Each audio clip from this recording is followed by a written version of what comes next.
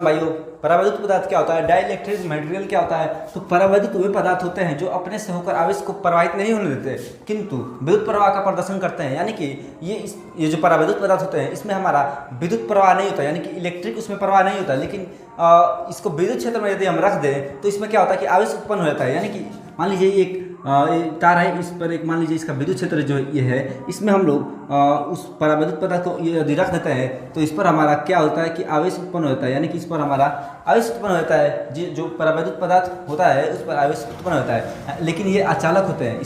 इसमें से होकर विद्युत नहीं जाता, यानी कि इलेक्ट्रिक उसमें नहीं जाता है, लेकिन यदि इसको विद्युत क्षेत्र में रख दें तो इस पर आवेश उत्पन्न हो जाता है। ठीक, तो यही होता है हमारा परावैद्युत पदार्थ। इसका उदाहरण कौन कौन सा है, तो कागज है, मोम है, और अभ्रक है, लकड़ी है, ये सब हमारे क्या हैं, परावैद्युत पदार्थ हैं। ये कितने प्रकार के होते हैं, तो ये हमारे दो प्रकार के होते हैं। एक होता है ध्रुवीय परावैद्युत तथा दूसरा होता है अध्रुवीय परावैद्युत। ध्रुवीय परावैद्युत को पोलर डाइलेक्ट्रिक कहते हैं और ध्रुवीय परावैद्युत को नॉन पोलर डाइलेक्ट्रिक कहते हैं। ठीक, आइए ध्रुवीय और अध्रुवीय परावैद्युत समझते हैं। तो ध्रुवीय पदार्थ में ध्रुवीय अणु होते हैं, यानी कि जो ध्रुवीय पदार्थ होता है या फिर हम कह सकते हैं ध्रुवीय परावैद्युत जो होता है उसमें ध्रुवीय अणु होते हैं, तथा अध्रुवीय परावैद्युत में अध्रुवीय अणु होते हैं, यानी कि उसमें जो अणु होते हैं वो अध्रुवीय होते हैं। ठीक, समझते हैं। तो विद्युत द्विध्रुव की तरह व्यवहार करता है, यानी कि ध्रुवीय परावैद्युत जो है वो क्या करता है कि द्विध्रुव की तरह व्यवहार करता है, और अध्रुवीय परावैद्युत जो है वो अणु उसमें समान रूप से वितरित होते हैं, लेकिन इसका विद्युत ध्रुव शून्य होता है। समझते हैं आगे।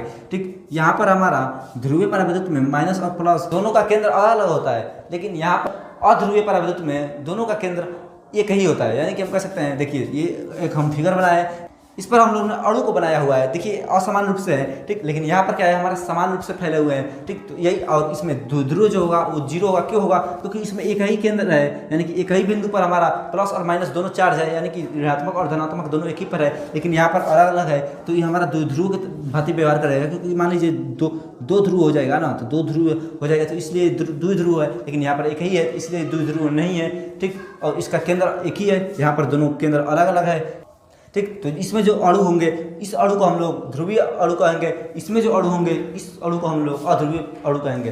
ठीक, तो उम्मीद करते हैं आपको समझ में आएगा। और यदि आपको इसके बारे में फुल वीडियो चाहिए तो हमारे चैनल पर वीडियो बनाकर अपलोड किया गया है। आप हमारे स्टडी तथा परावैद्युत पदार्थ किसे कहते हैं सर्च करेंगे तो हमारा वीडियो आ जाएगा, आप वहाँ पर अच्छे से देखकर समझ सकते हैं।